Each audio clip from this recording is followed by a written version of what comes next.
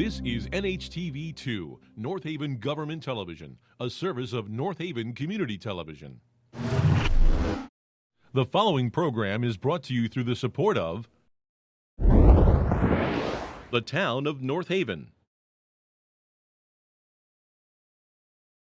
I'd like to call the September 11th, 2025 regular meeting of the North Haven Board of Education to order at 6:30 p.m. Before the beginning of the meeting, I'd like to hold a moment of silence just to remember the tragic events that occurred on September 11, 2001.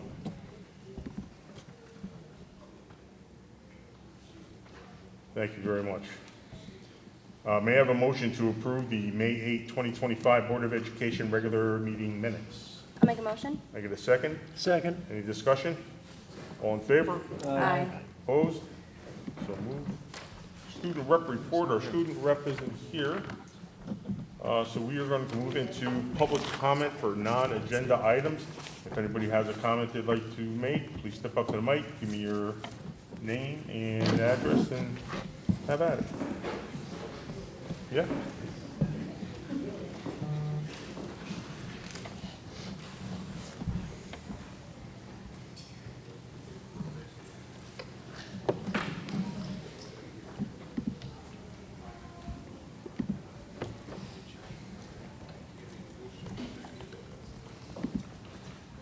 Hello, I am Christina Gordon. I live on 6 Round Hill.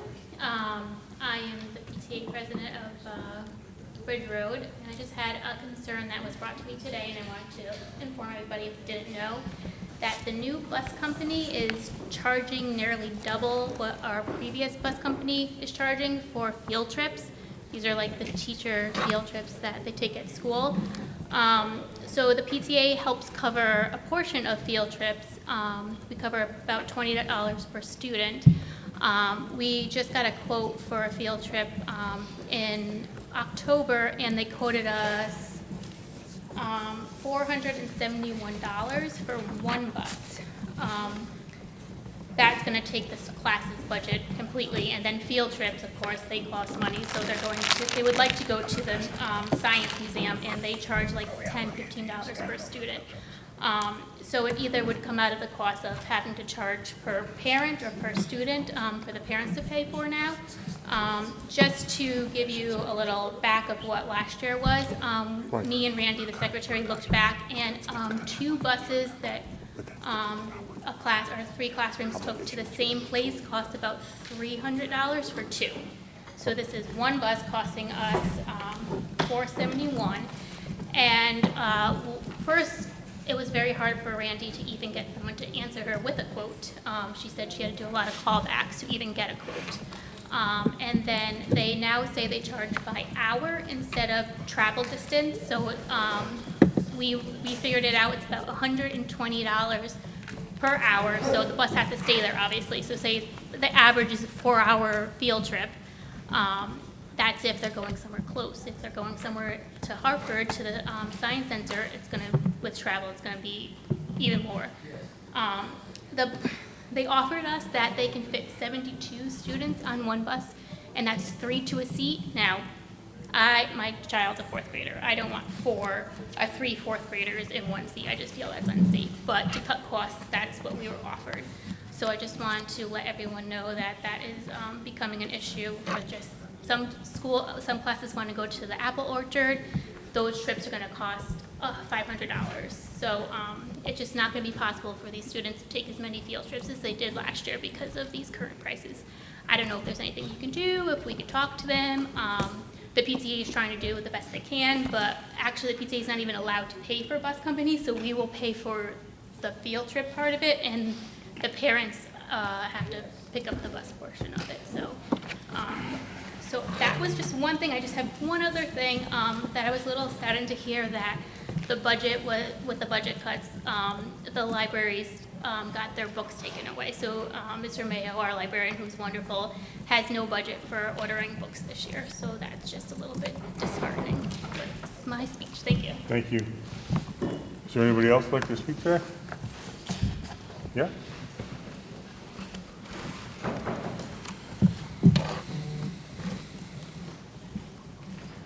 I write my name and? Yeah, after. Okay. Yeah, you-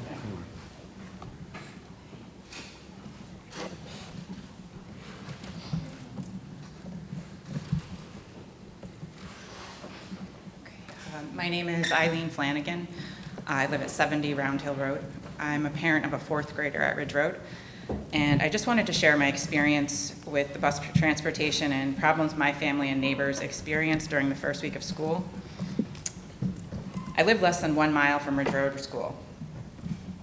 My son enjoys riding the bus. If he didn't, I would likely drive him to school, but I see the benefit of the unstructured social interaction that he gets. He is an only child, and I like to just get him out there as much as I can. Despite living less than a mile from the school, he's on the bus for approximately 30 minutes, and his stop is in the middle of the route.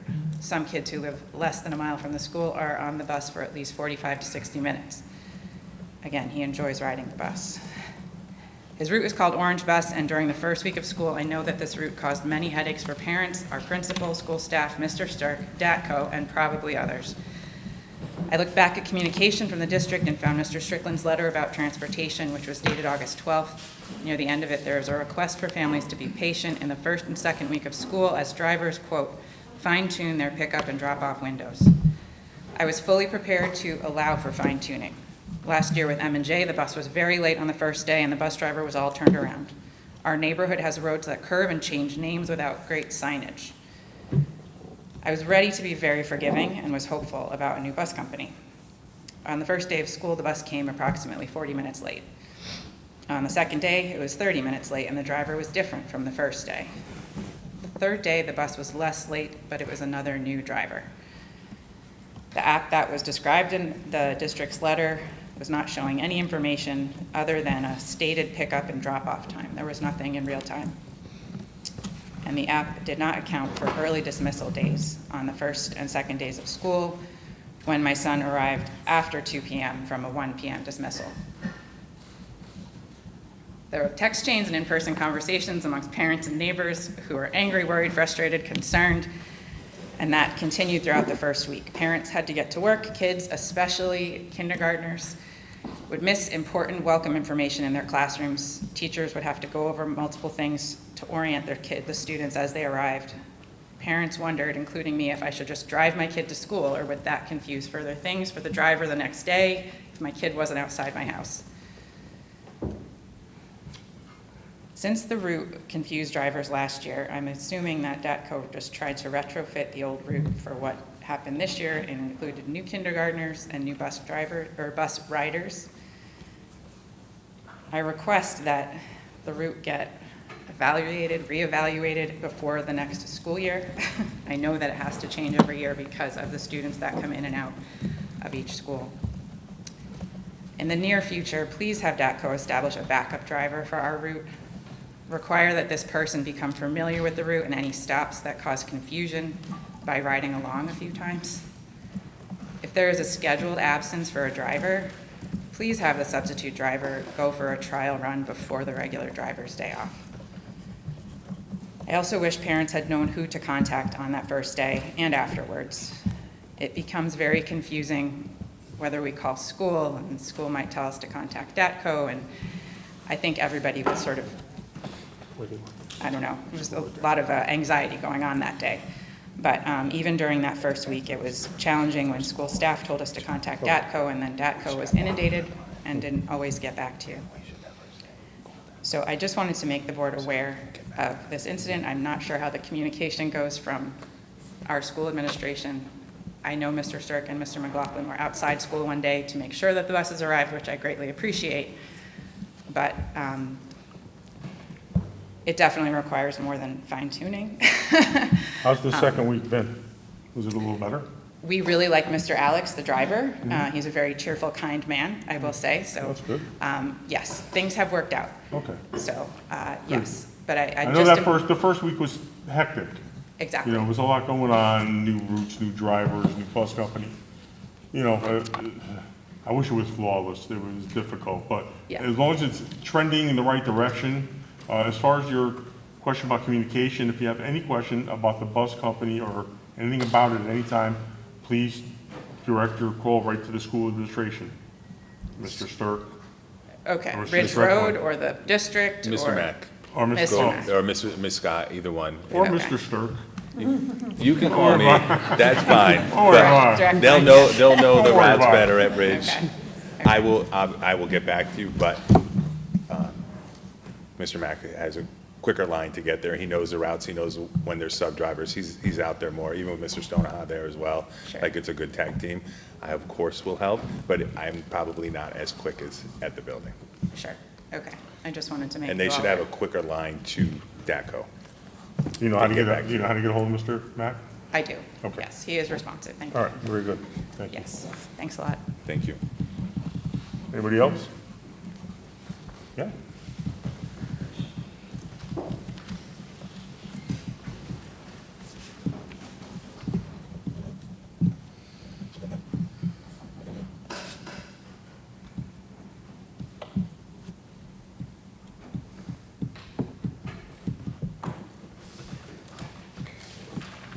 Good evening, everyone. My name is Kurshav Kabgaji. I live on 103 Maple Avenue. I'm here on behalf of the Muslim community of North Haven, and I just want to thank you all for giving me the opportunity to speak. Let me just continue. I'm also here as a parent. I have 3 children in North Haven Public Schools, and every year during Eid holidays, which is Muslim holidays, it becomes a real frustration for our family. My kids have to choose between going to school or staying home with us to celebrate. So when they stay home with us, they're actually frustrated because they're going to feel, they're worried that they're going to fall behind their classes. For us, Eid is a day of prayer, family, and celebration. It is as important to Muslims as Christmas is to Christians or other holidays.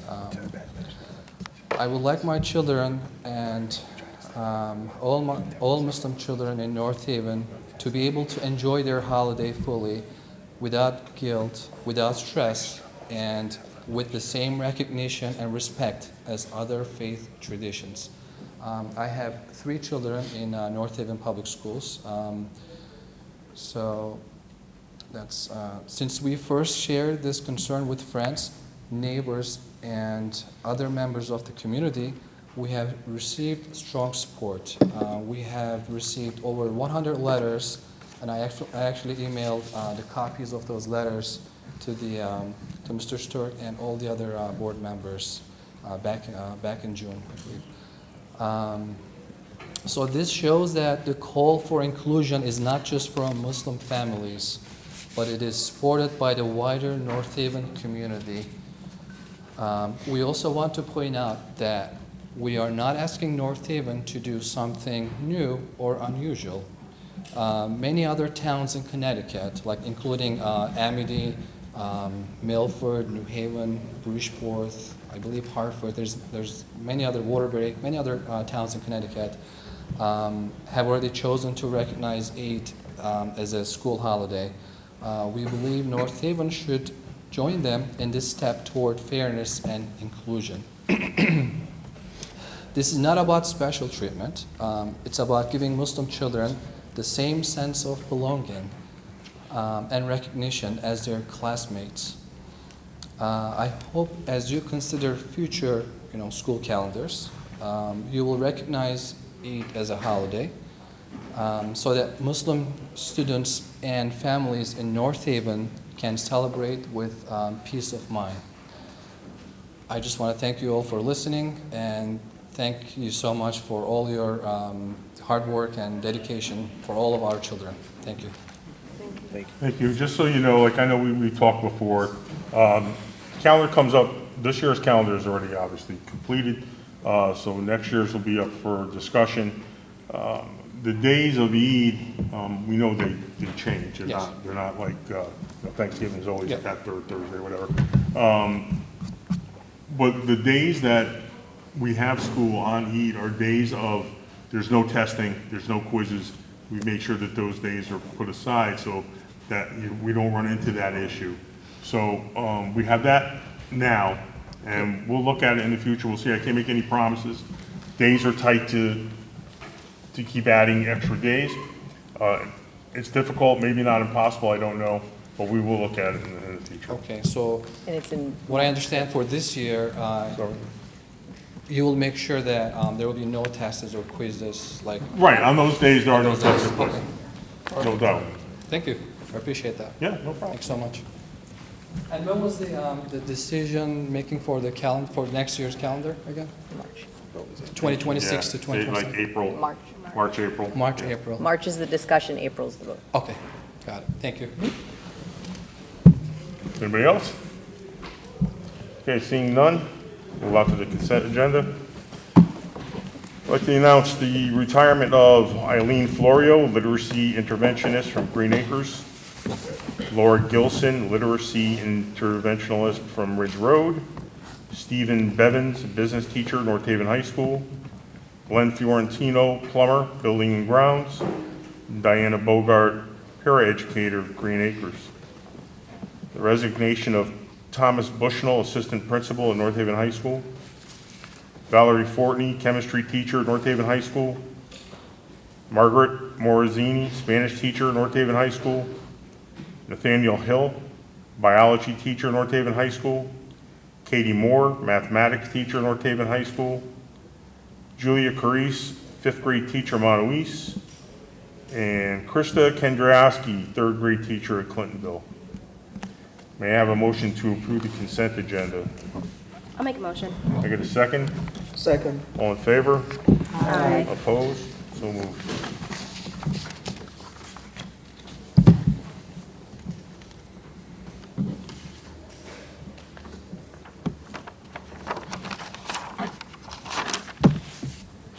There's also a couple other things I'd like to mention before we move on. It's been 3 months since we had our last meeting, and during that time, as we all well know, we've lost Coach Bob DeMeo, who was just an icon in the community, and I just wanted to make mention of that. And also Kathleen Peters-Durgan, she was a former Ridge Road principal from '05 to 2015. She also passed away over the summer, so I'd just like to make that announcement. The next item up is a request for approval of extended leave of absence for Dominic Esposito, a mathematics teacher at North Haven High School. He would like to take leave from October 25 until September 2027. That is a 2-year accommodation. I'm going to open it up for, actually, may I have a motion? Right. May I have a motion to approve a leave of absence for Dominic Esposito from October 25 through the last day of 25-26 school year? I'll make a motion. Can I get a second? Second. Okay, discussion. I'd like to start the discussion if that's okay with everybody.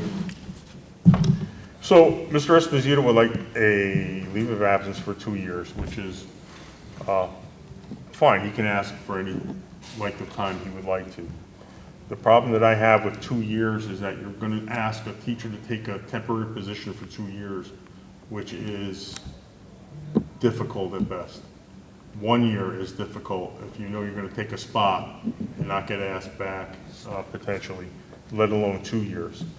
I would say that if he would like to modify this for a 1 year, I wouldn't have a problem. I do have that issue with the second year for that reason. You know, our ultimate responsibility is to the students and to provide them with their best educational possibilities. And I don't believe that giving a 2-year leave suits that purpose. I think a 1-year leave suits that purpose. Anybody else have any thoughts on that? No? Is it a paid leave or it's unpaid? Unpaid or paid leave? It's unpaid. Okay. It's unpaid leave. Even with it being an unpaid leave for the type of leave that it is there not a certain period of time that they're allowed to ask for, like 12 months or, You can ask for anything. but But is the there not fact law? remains, we have to approve it. So he can ask for 2 years, he can ask for 1, 3, 5, he can ask. The problem is that we need to fill that spot. I guess what I was asking is it like under FMLA, Like, does it allow for, like, up to 12 months, like, under FMLA? Do we know that? Yeah, it's not 12 months for FMLA. 12 weeks. Right, it's 12 weeks. Okay. And then, sorry, after he comes back, is he guaranteed his same spot? Right, just a Guaranteed position, A not the same. position, but A not the same position. position. It's limited by certification. Right. With the 1 year or the 2 year? It has to do with either one. Okay. Anytime you leave at all. So it has to do with certification, make sure he's up to date, or if it changes, or who knows, but he's guaranteed a spot, not the spot. If we approve just 1 year, he could come back at the end of that year and then request another year, and we could reevaluate at that point for the second year. Is they You can allowed always, to do that? once you come back, you can always request a Okay. leave. Yeah. So he's really just asking us to save his spot for 2 years. That's what he's asking Correct. us to do. Correct. But past precedent has always been One. 1 year. One, because of the difficulty of getting someone to take a temporary spot for 2 years. People kind of come in knowing a year may be temporary. 2 years would be much more difficult to accommodate. But would it be temporary? Because if he's just guaranteed a spot, couldn't we hire a high school math teacher? And then Mr. Esposito would, Come in and take our spot in 2 years? not that spot, maybe a different spot? So a different teacher spot, If there was an opening. if there was an opening, right. Well, I mean, If there wasn't an opening, then you'd have to, Within the certification. right. And that's, with math, Okay. it's difficult. Can you do a 2-year hire? Like a 2-year, like a long-term sub for 2 years? No, they're 1 year. Once you're 1 year, you're on contract Right. officially. And I think, again, to Ron's point, it goes back to what's best for kids. Right, like that continuity, I think, is really important. Well, I have no problem doing 1 year, I really don't. And then reevaluate. And he can request again, but the 2 year, I think, is difficult beyond my reach. Anybody else have any other discussion point on that? I'd like to take a vote on that. All in favor of approving a 2 year? 1 year. Sorry. All in favor of approving a 1 year? Yeah, leave of absence for Dominic Esposito. All in favor of that? do we need a motion to amend the motion? The motion is 1 year. You read it as 1 year, so. No, I didn't. I think I read it as 2. I read it as 1? Yeah, you read it as 1. I have a motion. Oh, right, okay, I'm sorry, right here. I did read it as for 1 year. Oh, you did read, oh, sorry. Yeah, I'm reading this here. Okay. Thank you. Yeah, so may I have a motion to approve leave of absence for Dominic Esposito from October 2025 through the last day of 25-26 school year? So moved. Can I get a second? Second. Any other discussions? All in favor? Aye. Opposed? So moved. So 1 year approval. Thank you, Board, for that. Let's do the reports of the standing committees. Let's start with Marty and ACES. All right, they had their opening meeting for the school year, like everybody else. There were a number of issues they had to contend with. They had 65 resignations and hired over 100 teachers for this year. The rest of the business covered the programs that they have. They started a pilot program in literature for 6th grade in Mill Road School. Head Start, which is located now in Middletown, had a number of issues starting, primarily the change in the federal regulations. So they're trying to work the definitions that they're using to cover people who, under the old regulation, didn't have a problem. They also had funding cuts, which they're dealing with.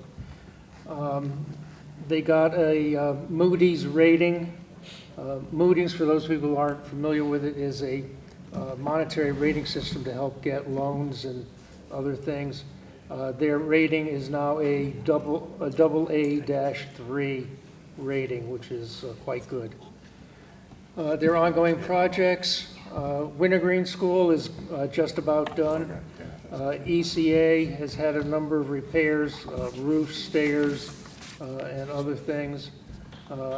Bassett Road, which is most notable here in town, is on schedule. They hope to be done June of next year with a summer program starting in July. And they're hoping to give us a tour of the building sometime next month. So I'll have more information at that point. Skiff Street, the entire property of Skiff Street, which includes all of the buildings along Skiff Street, plus there's a little dilapidated building in there. That's all been sold. They will be moving out of there next year.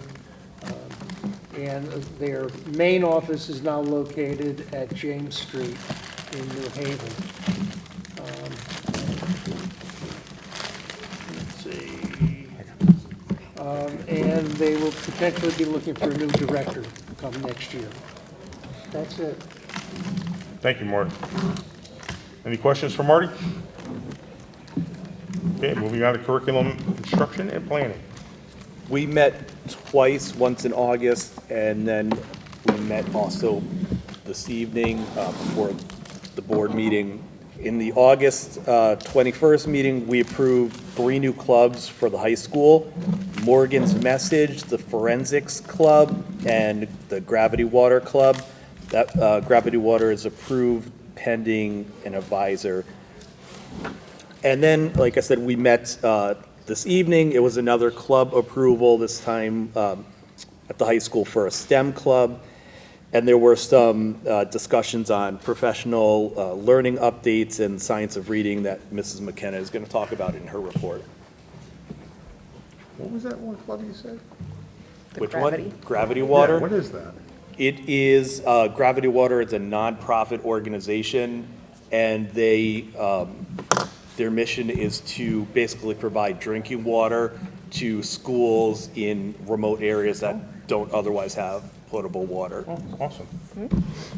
And just to say, it was facilitated by Joe's daughter. She came to meet with Melinda and I, and really great. She was really very good. You left that part out. Good. Joe, what about Morgan's Message? What was that one? I do not remember, I'm sorry. Regarding mental health and athletes. Oh, that's, Say it again, I'm sorry. Mental health and athletes. Thank you. Got to base it up there a little bit. Okay, finance and operations. So we met tonight, and I'm going to cover the prior fiscal year closeout, and then Christian can talk about the current fiscal year. So we ended with a $291,000 amount of unspent funds that was largely due to the spending freeze. But I just want to make sure everyone is really clear that that money is going to be moved to the non-lapsing account because we are in significant need for our medical and workers' comp insurance reserves. We're projecting that they're going to come in relatively underfunded this year, and it's really important that we use those dollars to cover those accounts to make sure that we are providing medical, dental, and workers' comp insurance. It's generally speaking, although we do work in fiscal years and the state does mandate that we spend everything except for up to 2% within a given fiscal year, it's really important to not look at fiscal years entirely in a silo, because that's not how reality works. So we need to make sure that we are appropriately funding our medical and dental reserves. We're not on a spending freeze right now, but we are watching very closely for the current fiscal year because, again, this budget is going to be tight. Does anybody have any questions? North Haven Education Foundation? Thank you, ma'am. Unfortunately, I was unable to attend their meeting this month. However, I do have a call with Bernie Pellegrino next week to talk through foundation-related items. Excellent. Policy? No problems. Not this month. We can reprieve. Move into the superintendent's report. All right, thank you. So I'd like to open up with some tremendous, outstanding news about the district. So last school year, I was contacted by a representative from the Connecticut State Department of Education. This rep stated that they, the CSDE, was nominating Green Acres Elementary School for a national Blue Ribbon status. Blue Ribbon is a national recognition program from the United States Department of Education. And in order to be nominated, schools must be high-performing, which is achieving very high levels on state assessments, and they must be exemplary in achievement gap closing, which means they make significant progress closing the achievement gap for a minimum of 5 years. So it is important to note that the State Department of Ed nominated Green Acres. This is a rarity, and the rep from the State Department of Ed brought that to our attention during that call. So after being nominated, we were required to submit a very lengthy application to the United States Department of Education. Principal Tracy Considine spearheaded this whole process and truly did a fabulous job putting it all together. Recently, we received official word that Green Acres was set to receive the National Blue Ribbon Award. However, it was quite short-lived because the U.S. Department of Education made the decision to abruptly end the Blue Ribbon National Recognition Program for the entire nation, not just Connecticut. So thankfully, our State Department of Ed here in Connecticut decided to recognize this honor and create the Connecticut Blue Ribbon Schools program. And Green Acres is one of 4 schools in the state who will receive this honor for 2025. We shared this news with Green Acres faculty and staff on Monday, and it was officially released on Tuesday at the Commissioner's Welcome Back event. So in the world of education, this is similar to winning a Grammy Award or an Oscar. We're tremendously proud of the entire Green Acres school community, and there will be a recognition event held in October. It's actually, State Department of Ed asked us, North Haven, to host it. So we're really excited to do that. All the schools and dignitaries will be invited to our district. So it is October 8th, and Melinda and myself are working with a rep from the State Department to iron out all the details to that. And at each of your places, you have a blue bag filled with blue candies, courtesy of Green Acres. So very excited about that. So nothing more proud to share. A couple other things. Can I just jump in? Please go. Yeah, take it. It's funny because before we came down here, I was talking to Ron about the whole blue ribbon thing, and I said, you know, when you're not in education, it's really hard to understand the significance of the achievement of a blue ribbon school. And I said, it's kind of like a Grammy Award. And so then you just said what you said. But now when I'm sitting here and I'm thinking about it, like it is, but it isn't, because you have to work really hard for a year to get a Grammy Award or an Academy Award. This blue ribbon achievement is a recognition of work from a staff that has contributed to the work of this school, and the parents of the school and the students of the school and the administration of the school and the administration of this district for years. This is not just a one and done 180-day turnaround. This is something that has been built upon by dedicated educators that have come in and out of Green Acres. Maybe they went to another school in the district and then they've come back.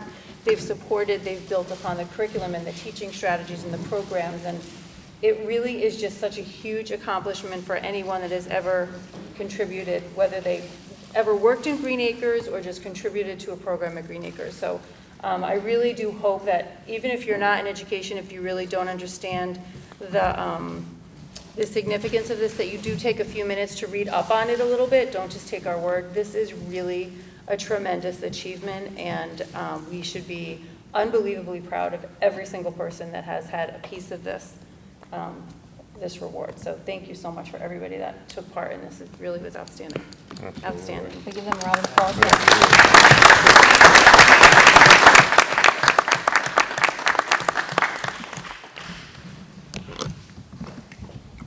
Thank you. Thank Sorry. you. That was great. Just 2 more things.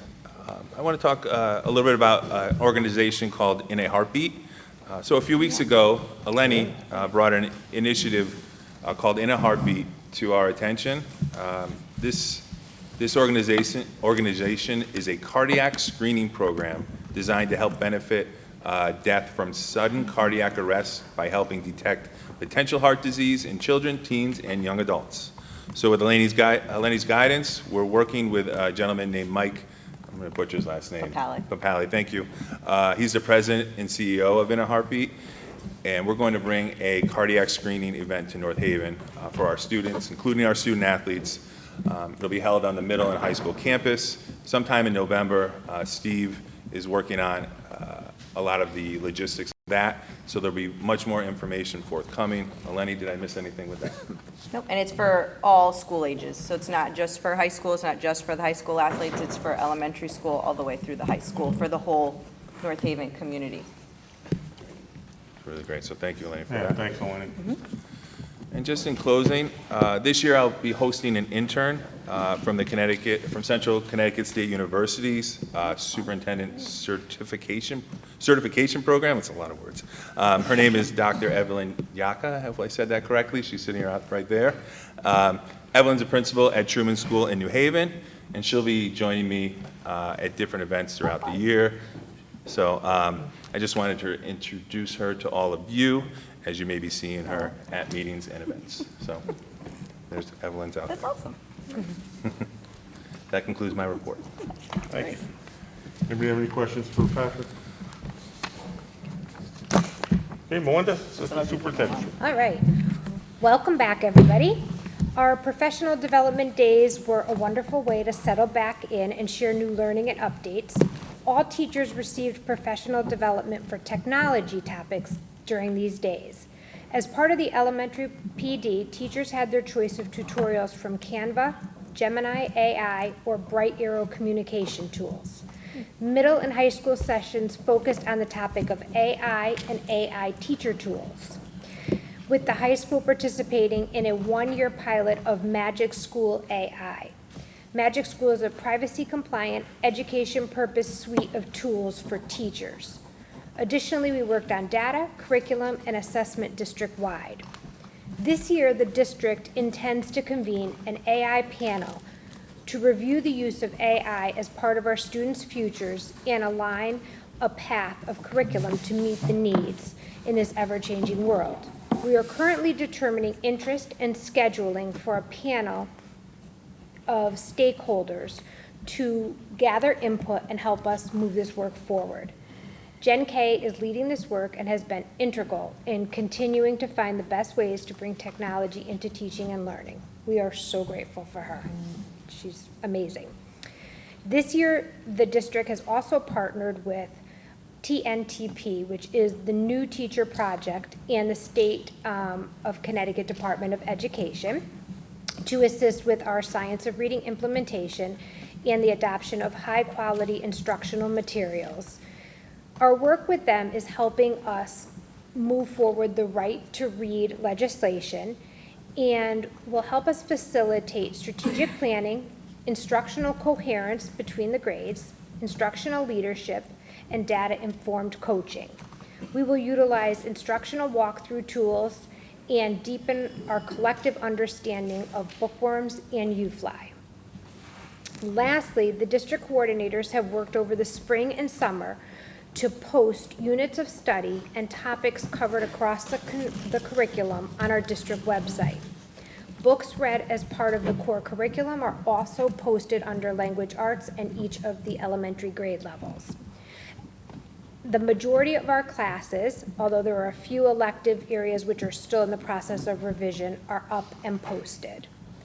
Additionally, Bookworms, which is our Science of Reading elementary program for literacy, will have, on each of the grade levels, we will have family newsletters, which includes all of the books that we'll be reading and information to kind of have discussions at home if you so desire with your child. That's all I have. Excellent. Anybody have any questions for Melinda? Yeah, I have one around the AI piece.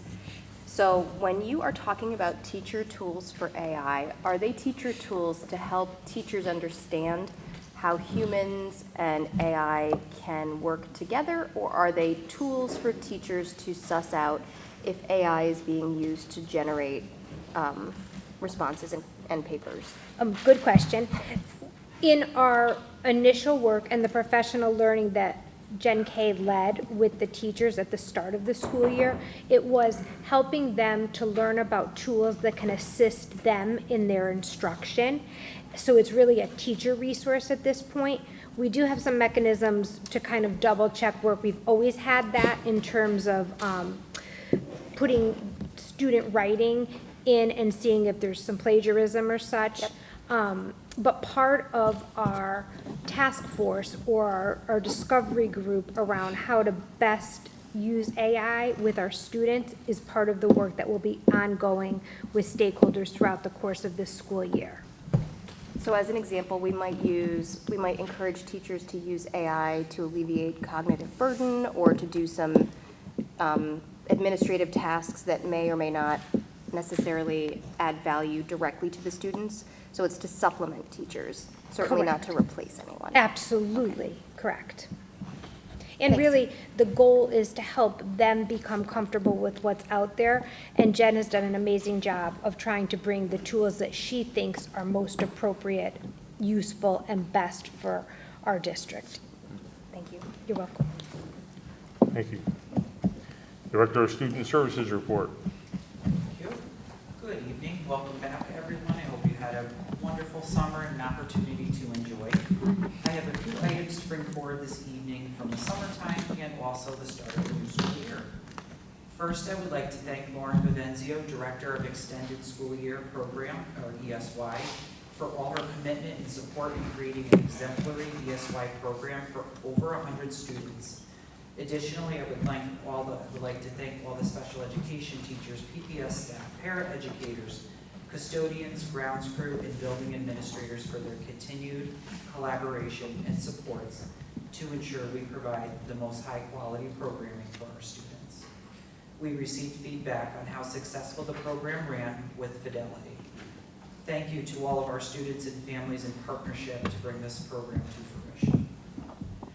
As the district continues to enhance our services and partnerships with families, Laura DeSanto, our coordinator of special education, 612 and transition services, has launched a parent workshop series created to support families of students with disabilities as they prepare for life after high school. Each session will offer valuable information through a mix of guest speakers from agencies such as DDS, BRS, as well as staff-led workshops to help navigate important forms and paperwork that needs to be completed and how to access these resources. Workshops will also include topics such as guardianship, Social Security, transportation, housing, financial planning, college preparation, self-advocacy, and much more. We hope families will take advantage of these workshops to empower themselves with the tools and knowledge to confidently support their children's transition. The first workshop series will be Navigating Resources with the Bureau of Rehabilitation, which is BRS, and that will be held Wednesday, October 1st at 6 p.m. in the North Haven High School Library. Additional information will follow and it will be posted on our website. To complement these new workshop series, Laura has also created a Transition Services Advisory Group to provide more parent voice in the creation of programs for our students. This group was designed based on helpful feedback from parents within the community. We thank them for their time and support and wanting to help to drive and promote and create programs to ensure that we are providing the best transition services possible for our students. Lastly, shifting gears, I'd like to highlight the school counseling department. At the high school, the department is definitely in full swing with our seniors to provide critical information for post-secondary planning. Seniors will be meeting with their counselors, if not have already met with their counselors in small groups, to disseminate critical details for post-secondary planning. Students are absolutely encouraged to follow up with their counselor with questions or concerns regarding the process. I know myself, and I know the counselors know this very well, and families who have been through this, it's a very overwhelming process, and just know that we're here to help, and there's a lot of support available. One update this year is Common Application has launched an updated platform to help make the application process a little more user-friendly. Fingers crossed, hopefully it is. Students will also see that there's now a direct admissions tab that allows them to see what schools will automatically accept them based on their GPA, test scores, or demographic information. That's interesting. This is to help ease the burden of the application process, and also those applications are free. And there's quite a comprehensive list that is posted on the Common Applications website. The counseling department will also be holding 2 workshops to support students with this process, and also the financial aid piece of it, which is another scary aspect, along with the FAFSA, which is the financial aid through the government. This event is going to be held on September 30th. The counseling website has more details, and there will be more updates in Dr. Dalley's letter with information. As always, we encourage our students to attend our college representative visits at the high school, in addition to reviewing the resources provided by the department with their family. No matter what path our students wish to pursue, we want to ensure we support, encourage, and empower them to be prepared for the next steps after high school. And that is all I have for this evening. Thank you. Excellent. Then we have anything for Anthony? Yeah. So 2 questions. Sure. This might be a Common App question, but when it brings up the who would accept, like the Yes. universities, is that so what if then they apply and they don't get accepted? Is that like guaranteed that they would get It's accepted? guaranteed that they get accepted, so when they go, and I can, show you right on the platform, it might be a little bit easier, but my understanding how it works is students are guaranteed acceptance within certain schools. Let's say if they have a 3.2 GPA, if they even took the SATs, sometimes they just say Extracurriculars. SAT, and if you, So if you check certain boxes. Yes, in an athletic opportunity, something like along those lines. Interesting. So there's a lot of variable to it. Okay. Other question, that's very interesting. Yeah. Have CLP notifications gone out to students yet? Those are in the works, so CLP notifications, I know most of them went out. I know that more are coming along. Michael is working on that as we speak, and there will be a CLP open house. I believe the date is September 15th, and I will send an email out if that is wrong. Fair enough. Where's the CLP open house, at each school? It will be at the middle Middle school, I school? believe. Right, because the high school's just FPS. The Go ahead, Michelle. Sorry, the workshop that you mentioned on September 30th, is Yes. that during the day for students, or is it also for parents? It's in the evening, and it's for Okay. parents. Parents and students, we welcome everybody. A question about, like, Common Application, is that only accessible to students that are at the school, or parents have access to doing that stuff to them, with them at home as well, or it's just student and counselor? You could do that at home, absolutely. So once a student creates a Common Application account, you can access that portal at any time and point. I always say some students try to access on their phones, use a computer or a Chromebook of some sort, and you can work at that anywhere. Can I ask another question? Sure. I'm sorry. No. So you said the Common App, when it brings up the schools, it also brings up athletic opportunities? I use that just as an example. Oh, okay. So it's just those check boxes. So Right. it's very dependent. So my understanding is that once you fill out the actual Common App, it kind of like scans it, and then it's going to match you up with these particular schools. Interesting. Okay, thank you. Anybody else? Okay, moving on to the Chief Operating Officer's report.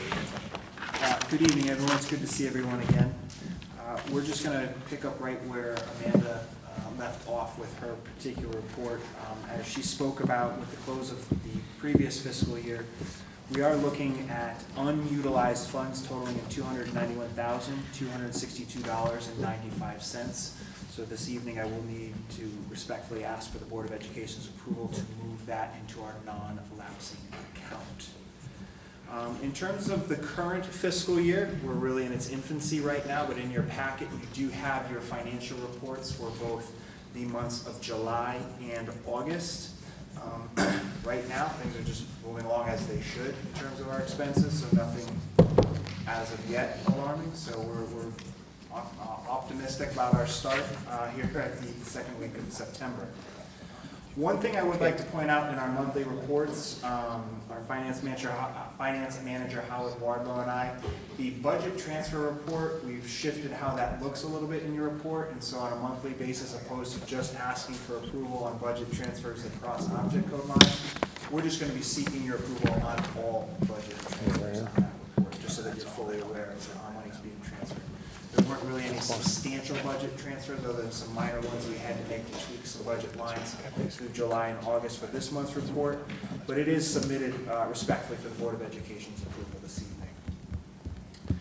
In terms of our grants, those reports are there as well. I am happy to share with you that although we will be looking to really utilize it this year, our Title I appropriation is back up where it should be. As you may recall, last year, the amount of money received in Title I was substantially less than we had seen in previous years.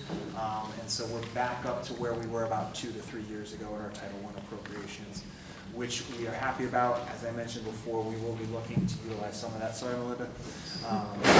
As the year goes. It's okay. Outside of that, I would like to show our appreciation for a recent grant provided to us from the North Haven Education Foundation. They awarded a grant to the Clintonville kindergarten team this summer. $1,200 is to be used for them to create literature-inspired purposeful play stations. And so the team was very excited to receive that money, and we certainly thank the foundation for their continued support of our schools and our programming. As mentioned by Amanda earlier, you do have our start to our medical reserve account and workers' compensation reconciliations. As you know, at this time, both of these accounts are self-funded, and so we do provide these reconciliations because these two accounts do sit on the town's finance books. So they send us the reports on a monthly basis, and we reconcile them for the purpose of this report. Currently, in our medical reserve account, it stands at $1,571,849. And we did have to make a slight adjustment. The reconciliation report shows, and it is correct there, the cash amount sitting at $261,362. It's a slight adjustment from the $269 as we got closer to this particular report.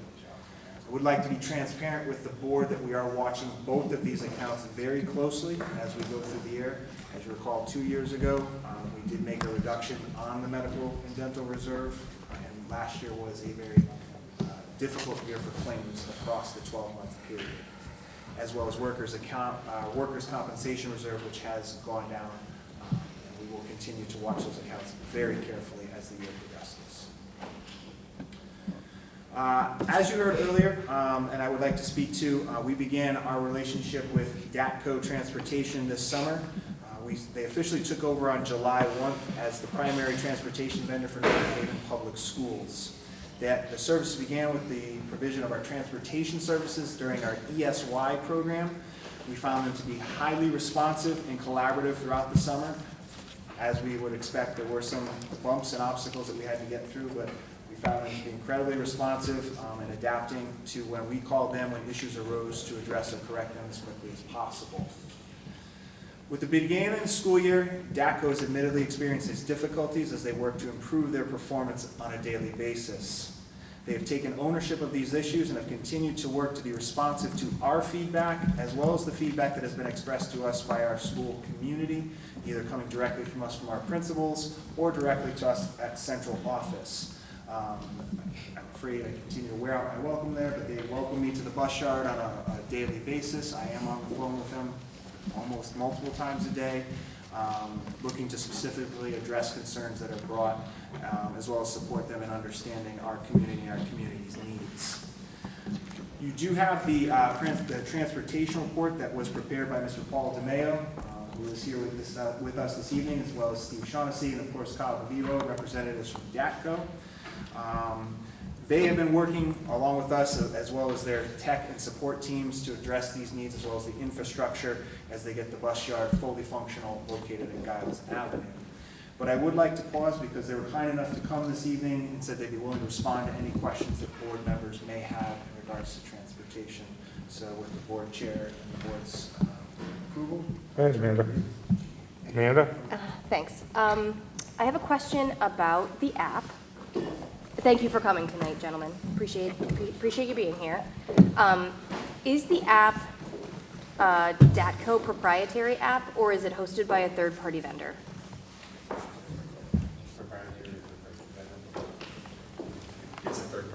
It's a third. It's through our routing software, yes. It's through your routing software, but the vendor hosts the app. Sorry, the routing software is a third-party vendor who provides the. Gotcha. I'm getting a lot of questions from parents on the app. I saw in your report that you're noting 24 or 25 people who have reported issues with the app. What is the best way to report an issue with the app to you folks? So the mechanism that they're using is email through our routing support department. That continues to be the best mechanism. We're looking at what their individual issues are. Some of them are just simply the logging in their child. If their date of birth isn't exactly the way we receive it from the district through the PowerSchool upload, they can't get it. Some of the other challenges we've had is updating the buses real time when we have to make a bus change, or we have to bring some additional fleet in at the end that didn't get uploaded. So I think that's going to start getting, I think we're going to see that that's improving much more quickly as we go through these next few days and weeks. But it requires the bus to be assigned to the route before the bus leaves the yard. And some of the facility challenges we've had in the startup, some of the delays that we've had in getting into our offices and those types of things have put the staff a little bit behind, but we are working diligently on making sure we keep that updated. So in the event that bus routes would be combined, hopefully they're not combined, but in the event that they are combined, someone from the bus yard would have to manually enter the new bus number for the students who are on the combined bus in order to get the app to track properly? Yeah, I mean, I think if we had to combine a bus, which we're trying not to do, I know that last year there was a few that were just permanently combined.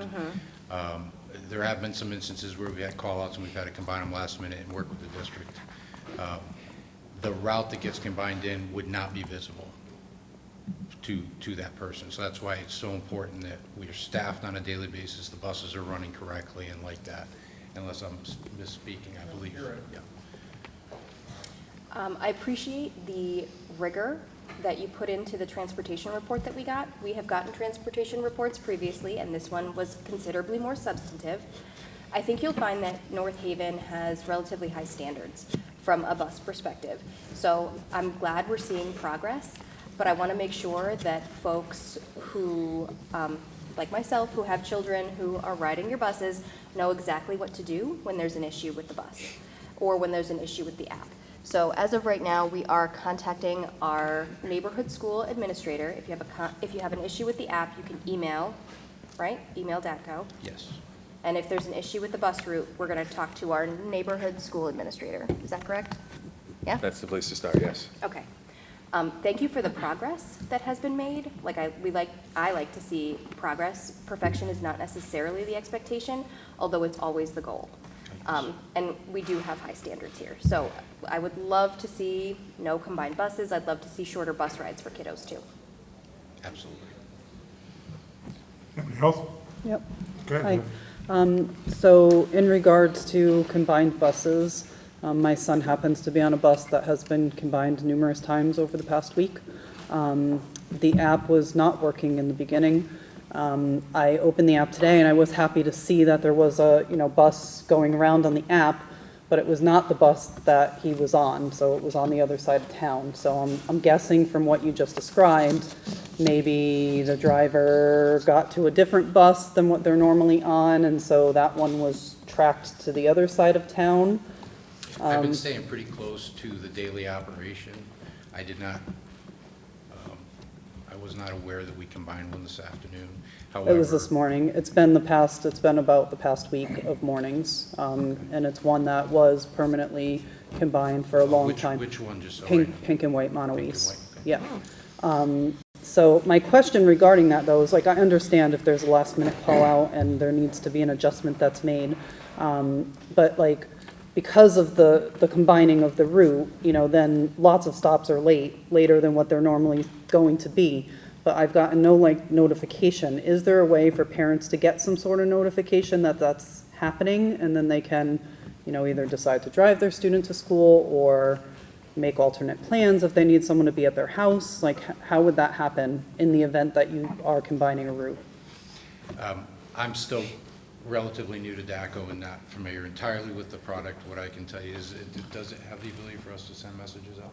We'd have to coordinate in any case with the district on how to message things like that, but I mean, our goal is for parents to know what's going on. Student transportation and our workforce does change, you know, at times, either because of district requests or just people don't come to work, just being completely candid. And so I think we've made, well, I know for a fact we've made incredible progress so we hired some of the workforce from the previous contractors. I think you all know Paul and his team and Christina, our location manager, have made incredible progress already on, you know, fully staffing this location in a way that I think even last year it wasn't, and we continue to make progress on that. I believe in your report you've got some data on our training field, and it's a limited process in terms of how quickly we can get people literally through test dates, because there are certifications and background checks and things that are required. Obviously, we want to make sure we're doing our due diligence, but we do have a very well-staffed training field that we expect to come through in pretty short order, so that we're not seeing those issues at all, quite frankly. And so I think it's important for, if it does come up, that we have a plan in place so that people understand what's happening and we can communicate with the larger community. But I also am quite confident in Paul and our team that we're not going to have those issues for very long at all. So. Yeah. I echo what somebody said earlier in public comment, is that when you are staffed with substitutes, I think it's a great idea that they're familiar with routes, and it's not a last minute. I know sometimes it is a last minute thing.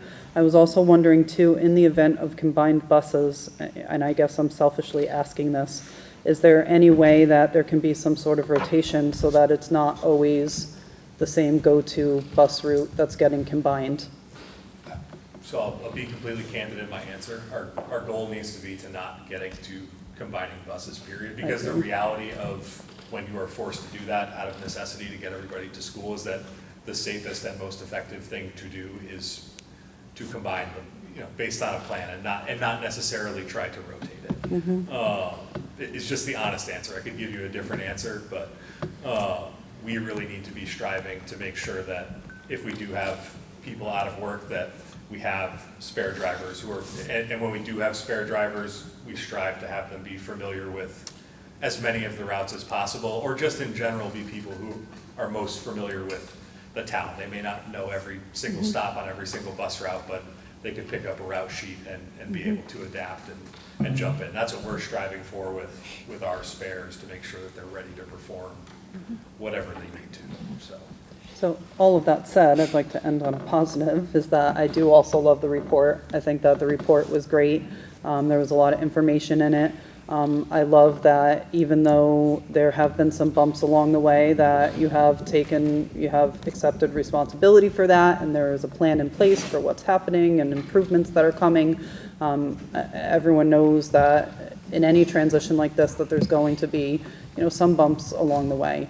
And that acceptance of responsibility was not really something that we had in the past. So and I'm glad to hear that there's been so much collaboration, especially for our central office staff.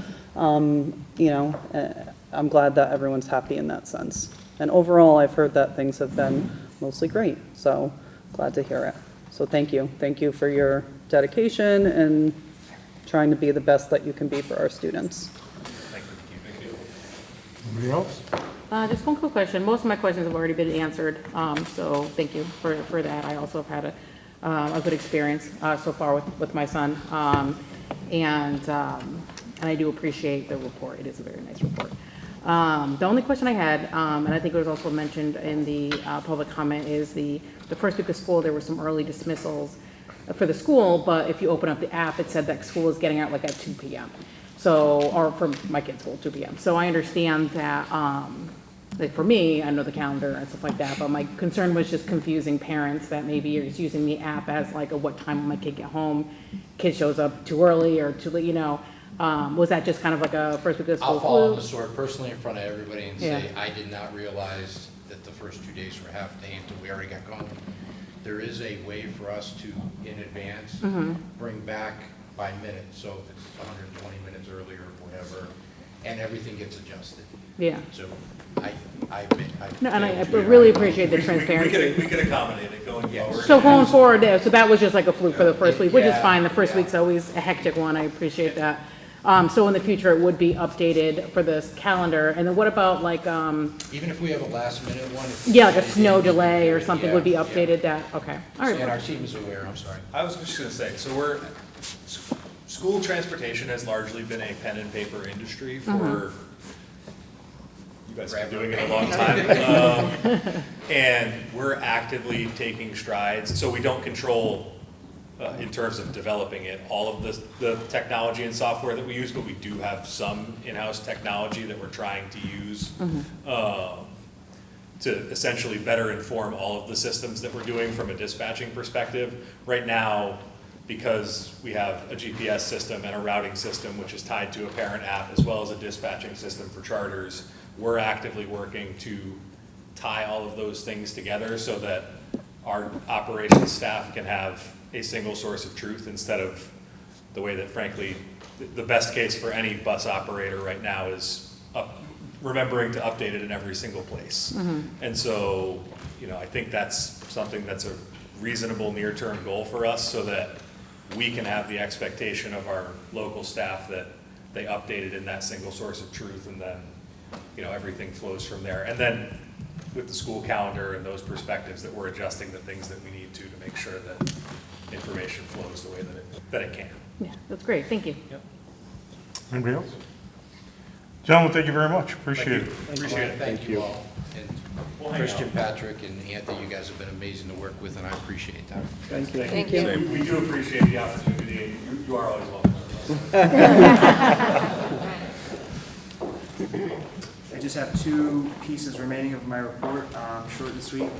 Sal Rizzo and his team wish you all a good start to the school year. Food services has kicked off quite wonderfully. A reminder to all of our families for information regarding free and reduced lunch. These are posted on the Board of Education website and can also be found by contacting your child's school directly. Our school lunch prices are maintaining the same this year, but I'm just kind of giving a little bit of forward notice. As we progress into the year in preparation for next school year, we want to actively engage in discussions with the possibility of needing to raise those prices slightly for the next school year. Finally, I have two donation approval requests this evening. The first is a generous donation of $2,000 from the Banton Construction Company, which was first brought to us on June 12th, to help support the North Haven Transition Program. Banton Construction is one of our local businesses that has opened their doors and welcomed many of our students as part of our work experience program over the years, and continues to be large supporters of this program. If approved, the monies would be used to support the program under the direction of Mr. Anthony Mastriano and Mr. R.J. Notaro. And second, a little bit more recently, North Haven Public Schools received a generous grant from Mr. Thomas Wynn Gardner. Mr. Wynn Gardner is a parent volunteer at the North Haven High School who has assisted Ms. Giordano and Mr. Liftig in previous years with our productions. And so really this is kind of, in my mind, a really unique thing that he did with his company, Medtronic. He gets compensated for volunteer hours that he doesn't directly get them, he has to donate to that. So he effectively volunteered, earned $1,000, and would like to donate that to North Haven High School in order to be able to assist with expenses for the theater spring play in the amount of $1,000. All the other things, I also submit those two for your approval. Anybody have any questions? It's just a quick point of clarification. Christian, thank you very much. That was a wonderful overview. I just want to make sure I say out loud, just in case anyone is looking at the report, and for our friends on the Board of Finance, that line 111B, teacher salaries, is sitting at 0 for July and August, and that is intentional. It is not a mistake.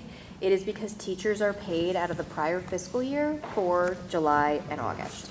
So as some folks have tried to kind of flatline the teacher salary line item, which is our largest line, across 12 months, that's not a safe assumption to do, because you're going to be underspending in the first 2 months, and it's going to appear that you're overspending in the last month, but it's all good, and it's intentional. Anybody else? I just want to personally thank Mr. Weingartner for that theater. I could personally vouch that I think he is the hardest working parent volunteer in the entire theater program, and I'm including myself in that. And I work with him directly backstage, and he's just such an asset. And for him to be able to also help out with this is greatly appreciated. Anybody else? Thank you to all of our donors. It's so appreciated. We have a very generous community. It's much appreciated. May I have a motion to approve the monthly financial report, including the recommended transfers? I'll make a motion. Second? Second. Any discussion? All in favor? Aye. So moved. Donation from, may I have a motion to approve the donation of $2,000 to help support the North Haven Transition Partnership from Banton Construction? I'll make a motion. Second? Second. Any discussion? All in favor? Aye. So moved. May I have a motion to approve a donation of $1,000 from Mr. Thomas Wingardner to support North Haven High School's spring play? Second? Second. Any discussion? All in favor? Aye. So moved. We're now going to turn to public comment. This public comment session is reserved for agenda items only. Does anybody like to speak on an agenda item today? Okay. Sure.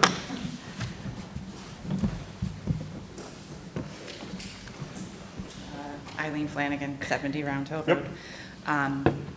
Based on what the assistant superintendent said, I just wanted to follow up so I can report back at our PTA meeting about the bookworms. You mentioned things will be in family newsletters regarding units of study and the books that the students are reading. If you go onto the curriculum page, right under each grade level, we've posted the Bookworms family newsletters that attach to each unit of study. So they're right on there. You'll see, like, if you go to first grade, it'll show you the first unit of study, the second unit of study, and it'll list the books that are in that unit and the topics. So if you wanted to have some, like, conversation starters at home, those would be on there. Okay, okay. And will that be communicated to parents Yes, via the individual schools?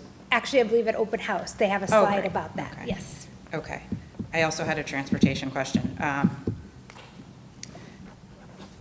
Rumors were flying all the first week of school, but is it true that the bus drivers can only use paper copies because devices create distracted driving in terms of following routes? Is that true? Generally speaking, yes. Okay. I just wanted to verify because neighbors were going crazy that drivers couldn't use GPS, and that rumor sort of came through the pipeline, and let's try to spread the word. And I also wanted to ask, is it North Haven policy that the routes stop house to house? And has that been the way it's just been forever? Like, why do we not have, and at the elementary level, excuse me, why do we not have like corner bus stops for everyone above kindergarten? Do we have just, go ahead, you know better than I do. It's actually currently in our policy that we tried to do it for grades K through 4. Yeah.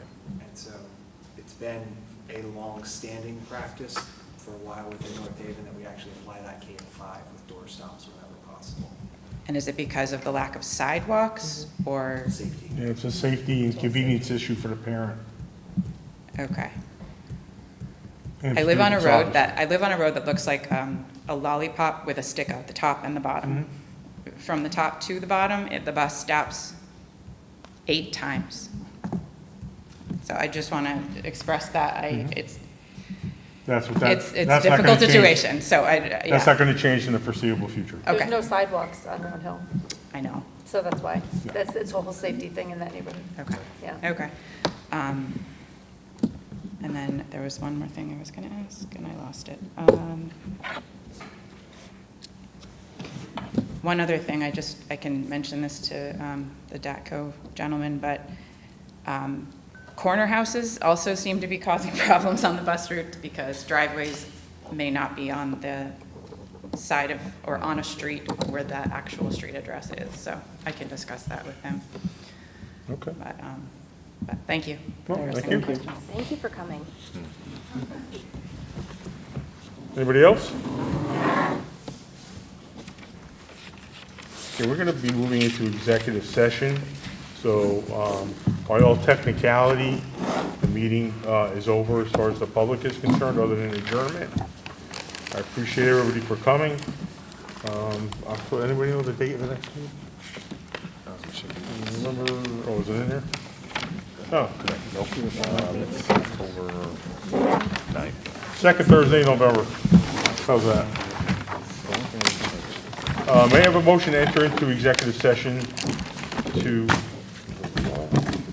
yeah. You're supposed to read all that. Executive session to discuss the following: pending litigation, Doe versus North Haven et al., H&L file number 42-14-188. Review correspondence from board's attorney regarding sums of compensation that may be due to the Board of Education based on its participation in the open choice program pursuant to Connecticut General Statute Section 12006E and 1210B10. The board's options with respect to taking actions to enforce or implement legal reliefs to seek payment for sums due to the board due to its participation in the open choice program pursuant to Connecticut General Statute Section 12006B and 1209, and to invite Superintendent Patrick Stirk, Chief Operating Officer Christian Strickland, and Attorney Stephen Stidor to be present. Can I get a second, motion? I'll make a motion. Second? Second. Any discussion? All in favor? Aye. Thank you. The preceding program is brought to you in part through a grant from the town of North Haven.